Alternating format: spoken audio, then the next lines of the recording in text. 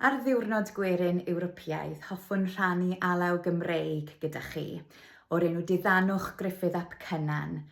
Tywysog Gwynedd oedd Gruffydd ap Cynan nôl yn y 18fed ganrif, ond dyn ni ddim yn gwybod os yw'r alaw yma mor hen â hynny.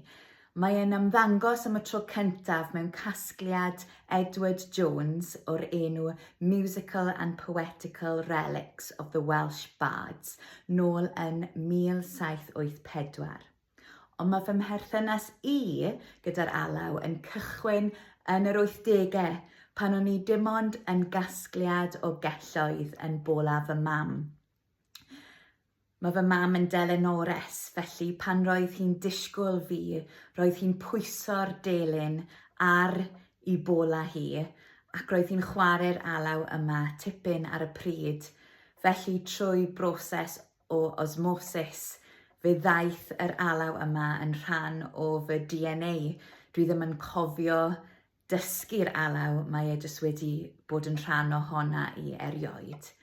Felly dyma hi, dyma Diddanwch Gruffydd ap Cynan.